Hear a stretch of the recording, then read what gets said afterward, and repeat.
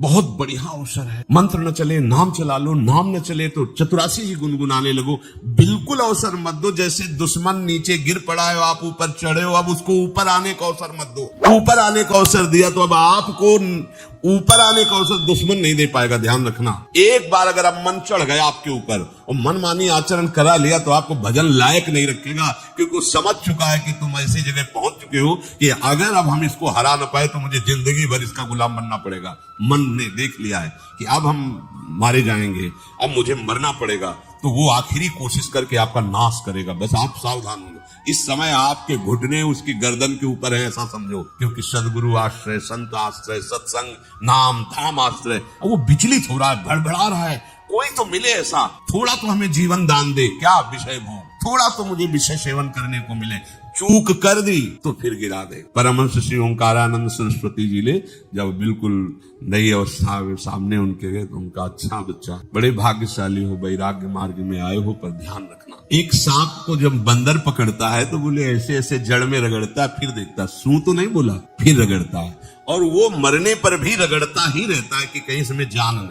बोले बस ऐसे ही साधु को, साधक को, उपासक को अपने मन को रगड़ना है। राधा वल्लभ श्री हरिवंश, राधा वल्लभ श्री हरिवंश, राधा वल्लभ श्री हरि। अगर सू बोलने का मतलब अगर थोड़ा भी विषय स्फुरण रह गया है तो अभी रगड़ते रहो राधा वल्लभ श्री हरिवंश। फिर सच्ची कहते भजन करना नहीं पड़ता। जैसे भजन थोड़ी करना पड़ता है ही नहीं भजन, किसी और कुछ क्या करें, कुछ है ही नहीं यंत्रों में, वो स्फूर्त है केवल वही। अब उसको भजन थोड़ी करना है, रह ही नहीं गया, कुछ करना ही नहीं रह गया है। हंस रहे, खेल रहे, भाग कर रहे, खा रहे, पी रहे, चल रहे, ठाड़े बैठे परे उताना, कबीर काय हम राय ठिकाना, हर समय। पर वो स्थिति प्राप्त करने के लिए निरंतर अभ्यास की आवश्यकता है। श्री भगवान कह रहे हैं कि परमम पुरुषम दिव्यम याति पार्थानुचिंतयेत, जो मेरा सदैव चिंतन करता रहता है, दिव्य परम पुरुष का साक्षात्कार उसको अपने चित्त में ही हो जाता है। चित्त स्थान भगवान वासुदेव का है। शरीर छोड़ने के बाद नहीं, शरीर रहते हैं ऐसी आनंद की वृत्ति उदय होती है। अब उनके लिए शब्द ही नहीं तो क्या वर्णन करें। ऐसी आनंद की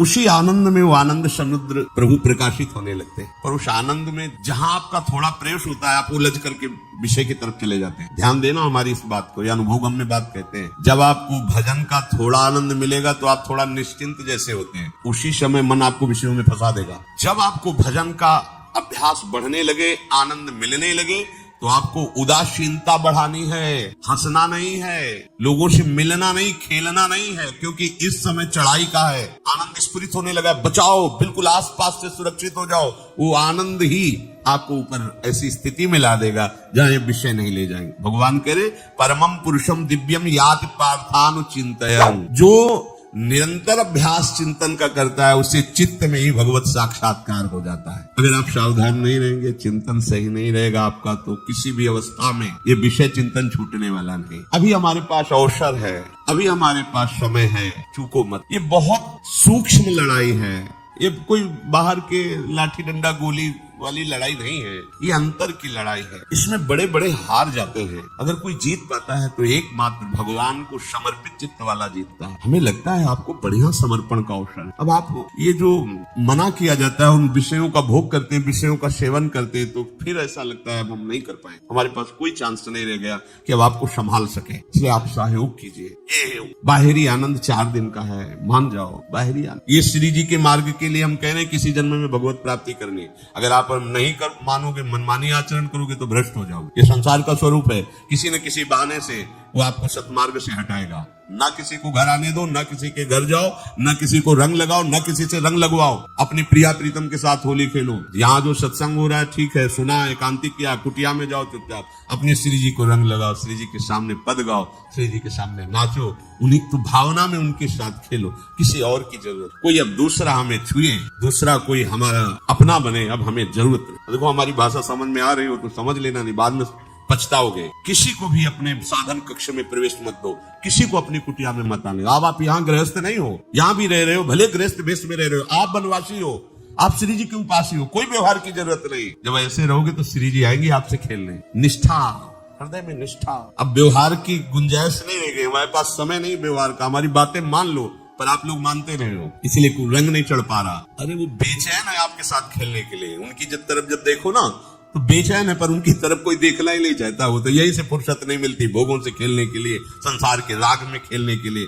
वो तो लालायित है, वो तो खुशी हो रहा है कि ये हमारा शरणागत हो गया, अभी हमारी सहचरी बनेगा, हमारी सेवा में आएगा। शरणागत होकर के पीठ कर लिया श्री जी की तरफ, मुख कर लिया संसार की तरफ, तो दोनों लाड़िले उदास बैठ जाते हैं। आप क्या करें, तो उधर मुख करके जा रहा है, चलो फिर कभी लौटेगा, वो फिर इंतजार कर। विमुख भये निमिषो न अकृपा जब चिते, खूब अभ्यास करो नाम जब। कोई होली दिवाली त्योहार, हमारा सारा त्योहार लाडली लाल से है, इन्हीं के साथ खेल। देखो तुम्हें बताएं, जो बच्चा बाहर खेलने नहीं जाता तो माता पिता उसके साथ खेलने लगते। कैसे? घुटने के बल चल रहा है तो वो पिता भी घुटने के बल चलेगा उसके साथ साथ। वो तोतली बोलेगा तो वो भी तोतली बोलेगा। देखो कभी ऐसा कर। तो ये हमारे स्वामी भी जब देखेंगे कि अरे ये तो किसी से राजी नहीं है, केवल हमसे खेलना चाहता है, इनके लाने का एक ही उपाय है, ध्यान रखना, अनन्य व्रत नहीं चाहिए हम। जैसे कल आप सुन रहे थे, पपीहा बन के रहो रे, बस यही चातक व्रत नहीं है। नहीं, अगर हमारे रंग पड़ेगा तो लाडली लाल का पड़ेगा। हम खेलेंगे तो लाडली लाल के साथ खेलेंगे, नहीं तो अब आजीवन नहीं खेलेंगे, आजीवन नहीं खेलेंगे। अगर हम पाएंगे तो इनकी जूठन पाएंगे, नहीं तो प्राण त्याग। जिएंगे तो वृंदावन में जिएंगे, नहीं जीवन। ये व्रत चाहिए। काहे को व्यर्थ समय नष्ट कर रहे? धारण करो अनन्य निष्ठा का व्रत। इनको अपनी तरफ आकर्षित करने के लिए अनन्यता ही व्रत है। रसना कटो जो अन रटो, निरखियन फुटो, नयन श्रवण फुटो जो अन सुनो श्री राधा। कोई भी सत्संगी कोई व्यसन न करे, अन्य किसी से संपर्क न करे, खूब पद गाओ, खूब नाचो, अपना दरवाजा कुटिया का बंद करके खूब रो, नाचो, खेलो, कूदो, उन्हीं से वो खेलने लगेंगे। उनको चैन नहीं है आपके सिवा, आप चैन से रह रहे हो। हमारे प्रिया प्रीतम आपका इंतजार कर रहे हैं, तभी आप पर है तो की कृपा की। ये बात अंदर की समझो, प्रिया प्रीतम अंदर से आपको बहुत प्यार करते हैं, पर हम देखते हैं कि आप प्रिया प्रीतम से प्यार नहीं करते। आप संसार की तरफ बढ़ते जा रहे हो, हाथ फैला खड़े, मेरी तरफ आ जा। ये हमारे भगवान नहीं है, ये हमारे लाडली लाल। हम इनको भगवान नहीं है, ये तो प्रेम के खिलौना दो खेलत है प्रेम के। हमारे रसिकों ने इनको भगवान नहीं माना। अगर कोई संकट आया तो अपने आंचल में छुपा के इनको लेके भागे। ये नहीं सोचा कि अखिल लोग ब्रह्मांडों का ईश्वर, इसको छुपा के भागने की क्या जरूरत है। चाहे बिहारी जी को, चाहे राधा वल्लभ लाल को, जब कभी कोई ऐसा भय आया है तो ऐसा नहीं सोचा कि भगवान रक्षा करेंगे, नहीं, इनकी रक्षा हमें करनी है। इनको छुपा करके, कभी काम वन में राधा वल्लभ लाल को, कभी बिहार वन में से बिहारी जी महाराज छुपा के अपने अपने ठाकुर। हमारे लाडले हैं, प्यारे हैं, इन्हीं के साथ खेलना है, इन्हीं में रहना है, अब इन्हीं के पास रहना है, इन्हीं में रहना है। दो बात ध्यान रखो, इन्हीं के पास रहना है, इन्हीं में रहना है, बस। अब यही हम नहीं कर पाते, वही जो शुरुआत सत्संग में की थी, सबकी ममता ताक बटोरी, मम पद मन। ये भारी बात है, भारी बात है। जितनी जल्दी आप उदास हो जाओ संसार से, उतनी जल्दी मुस्कुराहट आ जाएगी प्रिया प्रीतम के मुख पे आपके लिए। आप जब मुस्कुरा रहे हैं उधर, तो वो उदास बैठे कि हमारी तरफ क्यों नहीं देख रहा। अब हमें अपने प्यारे को उदास नहीं कर, प्यारे को मुस्कुराहट से युक्त करना है। क्या हम उदास? ताते मौन रहे वो उचित है, जगती भयो फिरे बैरागी, वृंदावन रस में अनुरागी। खूब चिंतन परायण रहो, कोई भी विषय का सेवन ऐसा ना करो जो आपकी बुद्धि भ्रष्ट कर। कोई आपने ऐसा गंदा विषम, गंदी बात, गंदी चेष्टा, आप परसों नरसों, फिर आगे क्या? आपका जो साधन मार्ग वो ढक जाएगा, फिर प्रमाद छा जाएगा। हमें किसी भी उत्सव में, किसी भी उत्साह में अपनी प्यारी जो की अनन्यता और सिद्धांत को नहीं छोड़ना, अपने मार्ग में चल। ये अध्यात्म है, अध्यात्म। ये दान पुण्य की बातें नहीं है, ये लोकांतर में भटकने की बातें नहीं है, सीधे भगवत प्राप्ति की बातें। यत करोषि, जो भी तुम करोगे वो तुम्हें अपने आराध्य देव के लिए करना है, आराध्य देव को समर्पित करना है। देहाभिमान अभी कुछ ही समय में गलित हो रहा है, ऐसा आपको अनुभव। कैसे समझेंगे?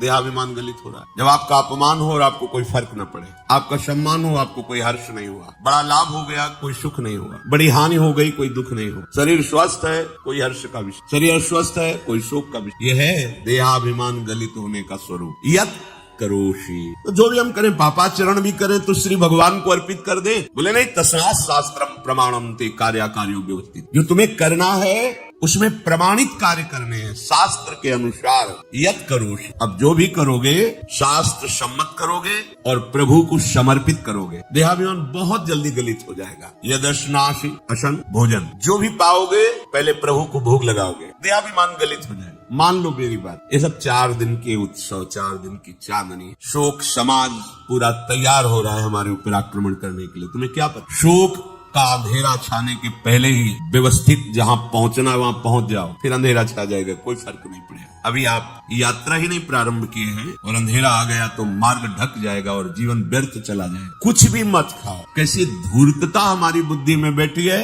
रसेंद्री की तृप्ति के लिए हम गुरुजनों की आज्ञा को रौंद करके चंद विषयों का सेवन कर, धिक्कार है जीवन को। यदि आज्ञा उल्लंघन करके अमृत भी पीने को मिले तो विष हो जाएगा, ध्यान रखना। इंद्रियों की चाटुकारिता करते हद हो गई। अरे संसारी पुरुष में ऐसा देखे तो चलो, लेकिन जो भगवत मार्ग के पथिक, धिक्कार तुम्हारे जीवन। प्रियाजू को बिना भोग लगाए अर्पित किए तुम पाने के लिए उत्साहित कैसे हो रहे हो? जिन वस्तुओं को निषेध किया गया है उनकी तरफ स्वप्न में भी अगर गति हो तो जलन होनी चाहिए कि स्वप्न में भी हमने कैसे स्वीकार कर लिया। कभी कभी ऐसा लगता है कि भगवत प्राप्ति बहुत कठिन, ये समझने वाले नहीं। मेढक को तौलने का अगर हमें आदेश मिले तो तौलना बहुत कठिन है। 5 रखो, 2 उधर चिटक के चले गए, उनको घसीटो तो 3 पहले वाले फिर उतर, ऐसे है। सावधान हो जाओ। ये आज्ञा का उल्लंघन तुम्हारे लिए नारकी गति का काम करेगा।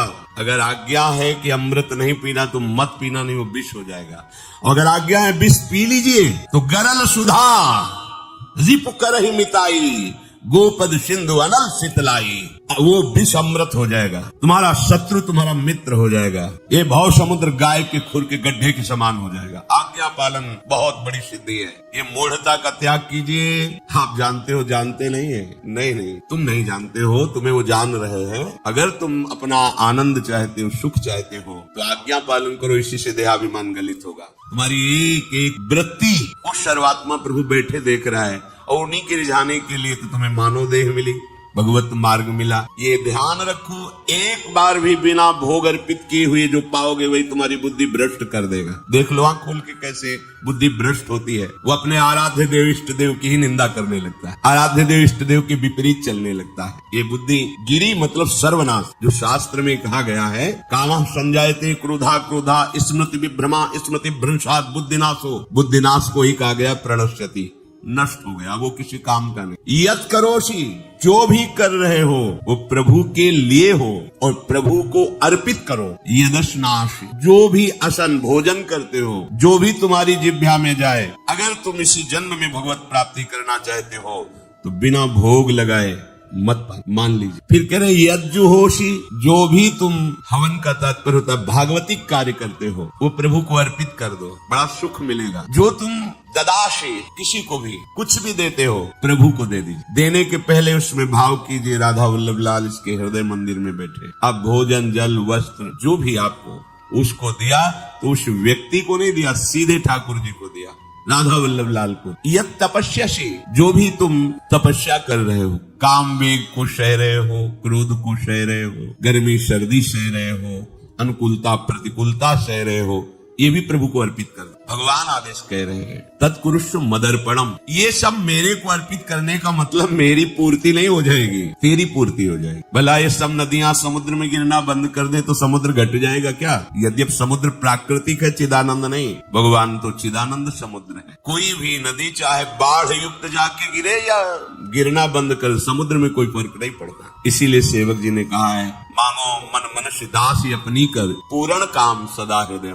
हे पूर्ण काम प्रभु, यद्यपि आपको मेरी जरूरत नहीं है पर मैं अपने लिए मांग रहा हूँ कि अपनी दासी बना ले। मद भक्तो मईश्वरे सर्वज्ञे परम गुरु वासुदेवे समर्पित सर्वात्म भावः, यत् पश्यति शृणोति स्पृशति वा सर्वमेव भगवान वासुदेवः, इत्येवं गृहाविष्ट बुद्धिर मद भक्तः सन एतत् यथोक्तम सम्यक दर्शनम विज्ञाय मद भावाय मम भावो मद भावः परमात्म भावस्तस्मै परमात्म भावो योपपद्यते युज्यते घटते मोक्षम गच्छति। वेद कहता है, भगवान की वाणी। मद भक्तो, जो मेरा भक्त हो गया है। अभी हम देह भक्त हैं, भोगों के भक्त हैं, विषयों के भक्त हैं, काम क्रोध लोभ मोह जब जो चाहता है हमें परास्त कर देता है। लेकिन जो मद भक्त हो गया उसको नहीं, बाहरी वेश परिवर्तन से मद भक्तो नहीं होता। कभी हंसी आती है कि अमृत कुंड को छोड़ करके मल कुंड का स्वाद लेने के लिए कितना लालायित है जीव, कैसी मंद बुद्धि। मतलब एकदम लगता है कि वाह प्रभु आपकी है विचित्र माया है। ये इधर कूदे तो अमृत कुंड है, इधर कूद रहा है मल कुंड है।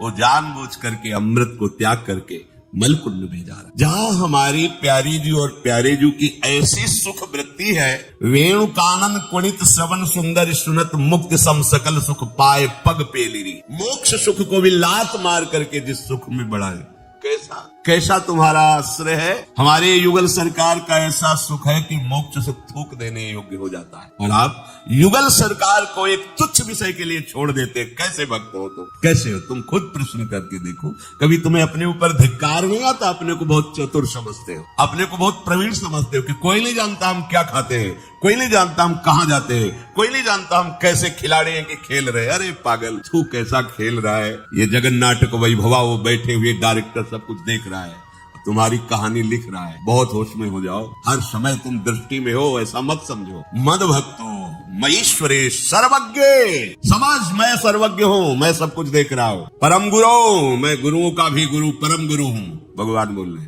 वो है, वही परम गुरु है, क्योंकि गुरु शब्द ही उन्हीं के आगे है, दूसरा कोई है ही नहीं। दूसरा न कोई, वही परम गुरु है, क्योंकि उनके सिवा कोई है नहीं, वही है परम गुरु। बड़े करुणा में अगर ये सोचा जाए कि भगवान की वाणी और गुरु की वाणी अलग है, भ्रम है। आप भगवान की वाणी गूंज रही है, पकड़ो, आपको लगेगा बातें कर रहे हो, कहाँ गूंज रही है? अभी ट्रांजिस्टर लाइए, लखनऊ लगाइए, अभी बोलने लगेगा। तो वाणी गूंज रही ना लखनऊ की, कानपुर लगाइए, कानपुर बोलने, क्योंकि उसमें पावर है उस वाणी को घसीटने का। एक यंत्र जैसा तुम्हारे अंदर तो पावर में ही है, तुम अपने को बहुत पावरफुल समझ। एक इतना बड़ा ट्रांजिस्टर लाइए, उसे आप अभी लगाइए बम्बई, अगर स्टेशन आ रहा पकड़ में तो बोलने लगेगा। ये बम्बई की आकाशवाणी से बोल रहा हूँ, आकाशवाणी पकड़ रहा है। तुम्हारे अंदर कितनी सामर्थ्य है, तुम गुरुवाणी सामने से नहीं पकड़ पा रहे हो, आकाशवाणी क्या पकड़ोगे? बहुत ज्ञानी, बहुत विज्ञानी, वो एक यंत्र पकड़ रहा है लोक के स्टेशनों को। अगर तुम मंत्र पकड़ लो तो तुम भगवान की वाणी ऐसे सुनोगे, ऐसे देखोगे, कहीं दूर थोड़ी है, सामने नृत्य करते रहे, नेत्र खुले थोड़ा। पावर आप में है, जो मंत्र मिला है, वो यंत्र पकड़ता है स्टेशन, पावर तुम्हारा सीधे पावर हाउस को पकड़ेगा।